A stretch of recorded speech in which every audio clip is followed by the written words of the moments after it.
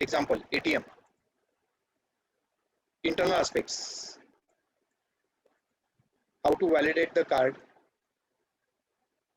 Algorithm A, connect to the database. For example, Oracle. Check sufficient balance. Debit the balance. External aspects. Insert card. Withdraw money.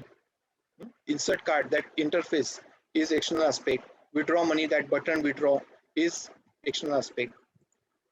And now user knows external aspects. For example, user knows external aspect like insert card. When you insert the card, what happens internally is logic to validate that card will be executed and your card will get validated. When you click on withdraw money, what will happen internally? Algorithm A will take place, that is connection to database Oracle, check sufficient balance, debit the balance, etc. Now user knows external aspect, user does not know internal aspect.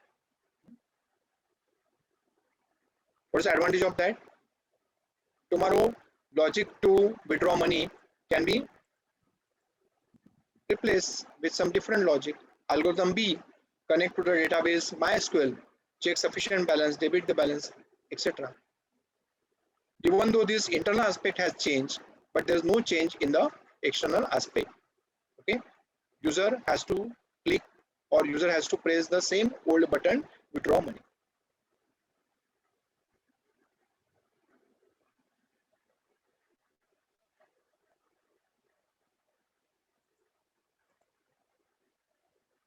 External aspects remain same, even though internal aspects change. One more example, car.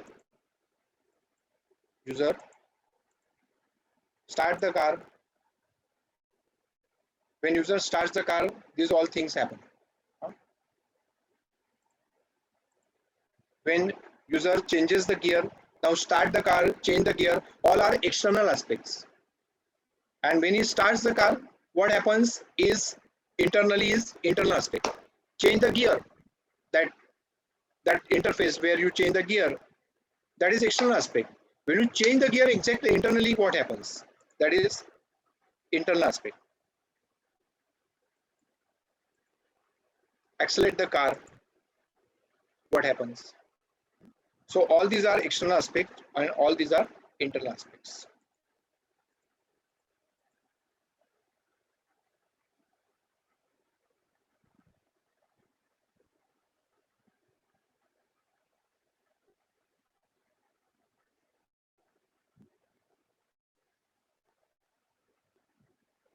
Okay, always remember external aspect remains same.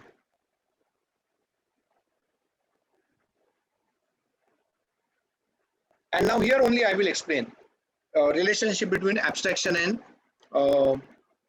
encapsulation. Abstraction is the perspective and encapsulation is an implementation to that perspective.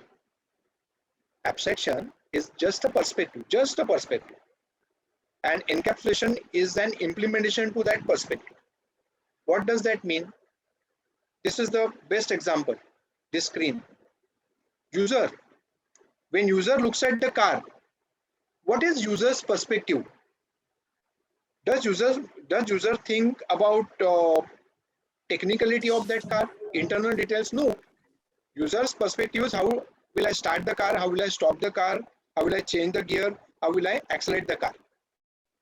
That is his perspective. So that is abstraction, just a perspective. User has not yet done any action. User has just looked at car and he has thought that, okay, I can do all these things. That is abstraction. But when user tries to start the car, what happens internally? That is encapsulation. When user tries to change the gear, what happens internally? That is his encapsulation. Okay, that way abstraction and encapsulation are related. Abstraction is just a perspective and encapsulation is an implementation to that perspective. In the previous code also, previous diagram also, this diagram, User, when user looks at ATM machine,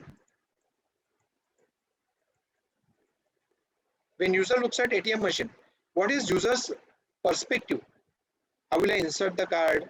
How will I withdraw money? User has not yet performed any action. User has just looked at ATM and he has thought what I can do on this. That is abstraction. But when user actually inserts the card, what exactly happens? Validate that card. That is encapsulation. When user presses withdraw button, what exactly happens behind the scene? Algorithm A. That is encapsulation. Is that clear? Yes. So that way, abstraction and encapsulation are related. Chiranjeev.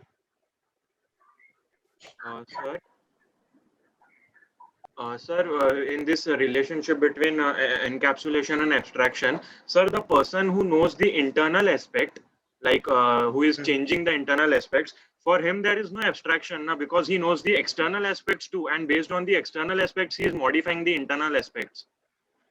Yeah, but that is we can say exceptional case. Okay. Technical person. Okay. Yeah. So that's why when you give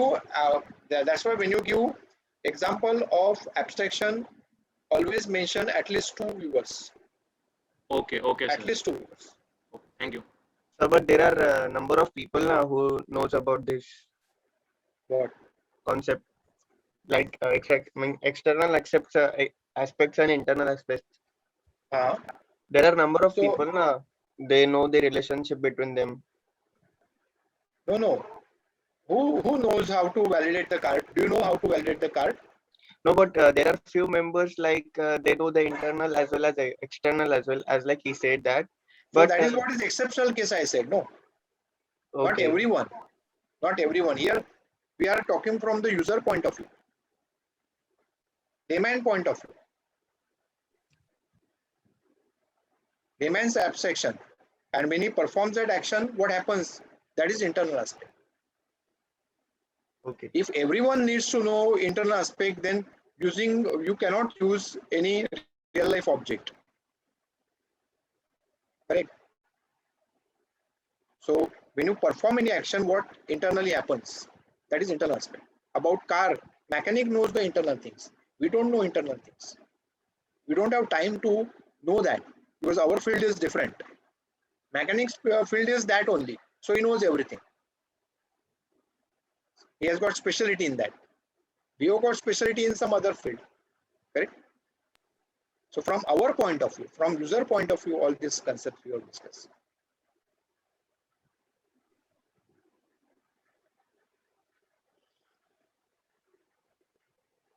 Okay. Of course, for a programmer, user interface, external aspect and internal aspect both are same. So that's okay. Hello, sir. Can we say encapsulation is a way to securing our data and methods? Don't try to change that definition. Stick to that definition.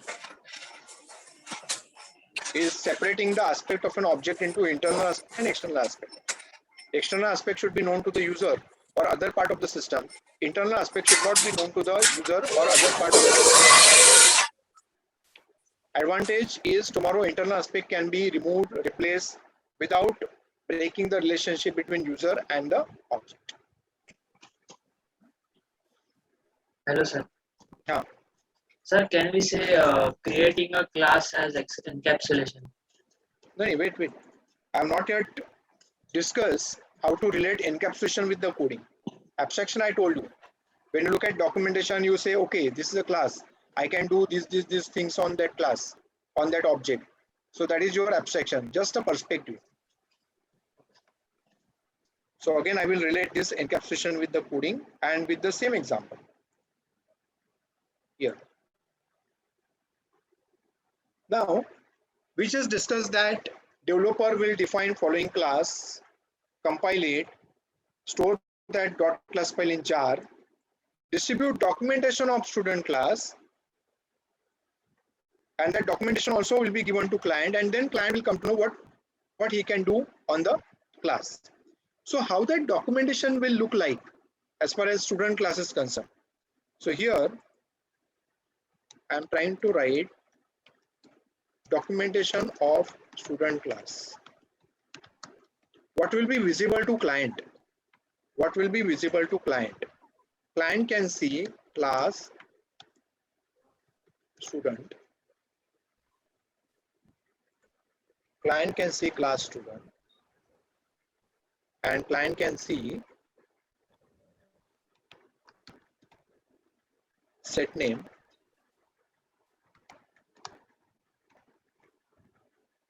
Client can just see headers of the method, not a code.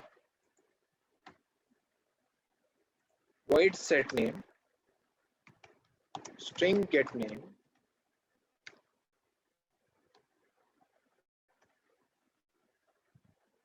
void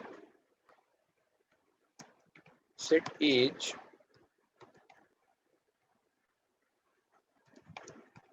int get age. That's it. This is the documentation client can see. This is sufficient for client. Okay, so what client will understand? Okay, there's a class student, and class student has got 4 member functions. Set name, so I can pass name. Get name, so I can read name. Set age, that means I can pass age. Get age, so that means I can read age which I have passed. That is sufficient. So this is abstraction. Okay, this is abstraction. Now, based on this abstraction, listen carefully. Based on this abstraction, when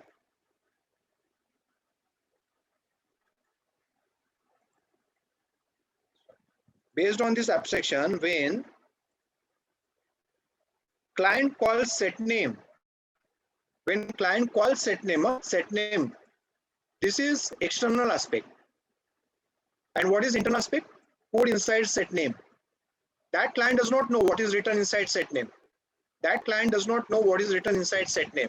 Client just knows I have to call set name. So when he calls set name method name is external aspect.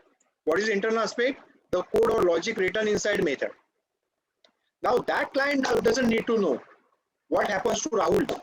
As long as when he calls get name, he gets Rahul. So he's happy that yes, I passed Rahul and I'm getting Rahul. That means I'm getting the value which I had passed, perfect value. So as long as client gets that, client is not bothered about the coding inside set name, the coding inside get name. Now coding inside set name is just this dot name is equal to name. That client does not know. That is the internal aspect. What is the advantage that client does not know? Tomorrow, this name developer can save inside file system or inside database. At present, he has not stored this name in file or database. At present, he has just given that name to this dot name. But he might go ahead and he might store that name in file or database. But who cares? As long as client gets the value which he had passed. So client is not bothered about when he calls set name, when he passes Rahul, what happens to that Rahul? Whether Rahul is just assigned to instance member or whether Rahul is stored in the file or Rahul is stored in the database. He is not at all concerned. Similarly, set age 23. Set age, this method name, when he calls that method, when he performs that action, that is the external aspect. What's the code written inside set age? Client doesn't know. This dot age is the code age. Same thing here also. Tomorrow, developer might write this age inside file system or database. Who cares? As long as client gets that age 23, when he calls get age, he is happy. So that is encapsulation.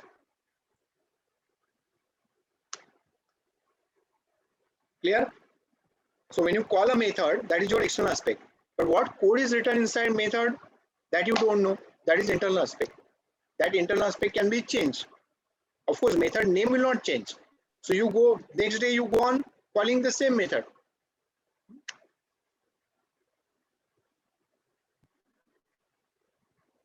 So can you kindly show the documentation of class student which you just created before?